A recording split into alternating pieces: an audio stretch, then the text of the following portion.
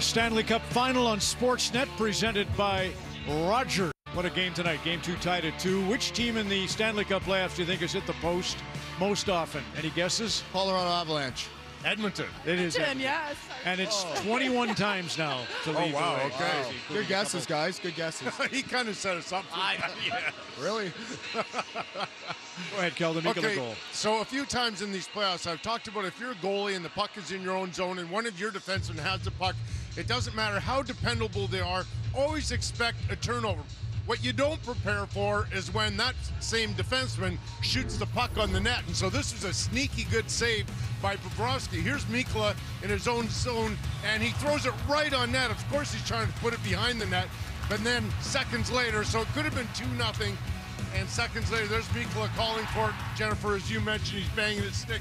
He wanted that puck the entire time. But that is a really important lesson for goaltenders. I don't care who has the puck, expect a turnover, and in the rare case, a shot on goal from your own player. It doesn't happen very often, but it does. You're telling me when I had the puck, Luongo was expecting a turnover? I would have been. Probably. So remember in game 1 when Verhaeghe scored the goal, and it was a linear 3-on-2 rush, and it was like middle lane drive, the 2 2-on-1s. Well, tonight, Panthers are doing something a little bit differently. They're going a little bit more east-west. They're using some lateral movement, some cross and drops. It's just a different way to attack, and you can do it when you have time. This is a 4-on-3 rush. They have numbers, but it's a cross and drop, and then it's the late guy coming. So it buys time for defensemen to join the rush when you attack this way, and it's tough to defend. Right here, same thing. A drive, a cross, and a lateral type of attack. As a defenseman, way harder to defend. Watch this. Cross and drop, and then boom. Almost a chance there. So this is very tough because now you're really relying on your forwards coming back and reading the rush well. Right, and Kev, some nice creativity and movement on the offense by the Panthers, and that's something that we're used to seeing from the Oilers when they're on the power play. So, Ron, we're talking as the Oilers are about to get their third power play opportunity of the game. We're thinking this would be a great time for them to get rolling. And you think of the first 2 power play options tonight, they didn't even get a shot on net. But this power play, some great looks, some incredible offensive zone possession time, getting different options. Draisaitl with the composure. You see the Bush bomb. This one goes off the post, one of the 2 posts they hit in this power play opportunity. This one looking dangerous, but somehow Bobrovsky still makes the save. This is another one, right? McDavid's demanding that puck, just the nice draw into the dish to Nugent-Hopkins.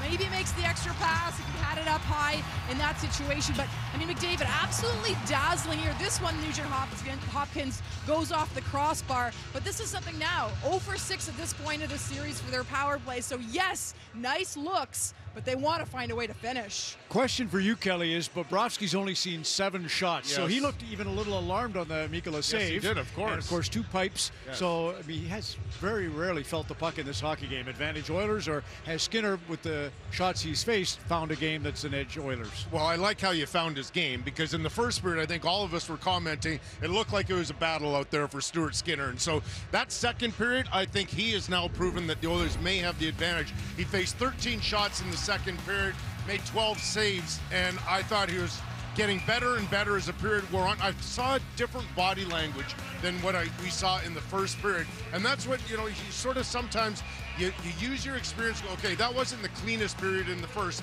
but I got through it. Let's just settle down, which you did. I thought this was a remarkable save off Tkachuk, and then this save off Bennett. Two key saves late in that second period, so much better by Stuart Skinner. Bobrovsky, the lack of shots problem? No? Yes, it is. Okay. 100%. Let's just clarify, and Craig covered this very well. The puck was contacted inside the blue line, and that is the definition. Where is the contact initiated? Doesn't matter if it stays in his blade to center ice. It's the initial contact occurred inside the blue line. Should have been a penalty. Next year it'll be reviewable. End of story. David and Elliot, let's get it over to you. All right, well, you guys made a really big point about Bobrovsky only facing 7 shots, and now the Oilers, they're not generating offense, and they're down to 16 skaters. Fogle thrown out of this game, and Darnell knows, you don't think he's going to return, do you? Well, I don't want to go that far. He took one 28-second shift in the second period, and you showed video of him trying to skate during some of the whistles and timeouts. He has refused to leave the bench. And whenever I think about this, I think about Zdeno Chara. Now, that injury was a lot worse. This is Game 4, 2019. He broke his jaw, he said, in 3 places after the series, but he refused to leave the game, and he sat on the bench and opened and closed the door for the Bruins.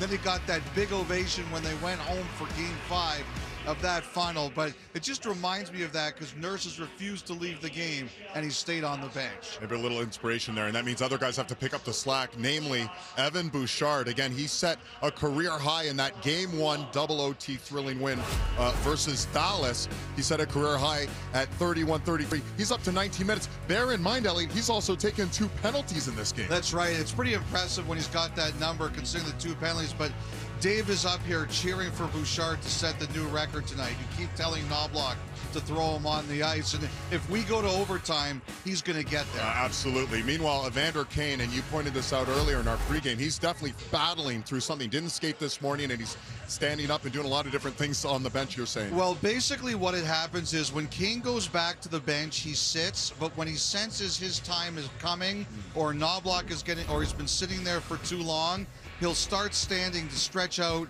whatever it is that's bothering him. So this is kind of his routine. He's down when he first gets to the bench, but then he gets back up when he's getting close, or if he feels he's been sitting there too long. It's clear he's far from comfortable. It's clear he's far from 100%. This is what he's trying to do to keep himself ready to play. Well, the third period, it goes without saying how huge this is for the Edmonton Oilers. Teams that go up 2-0 win 91% of series in the Stanley Cup playoffs. A massive third period coming up. All hands on deck. Perfect, men. We'll go to break with Ariana Grande, who is, as you know, a tremendous fan of the Florida Panthers and has good taste. Kelly, that cab look good to you? Looks I think delicious. it does. More of our coverage I of can Hockey have a Night in glass. Canada.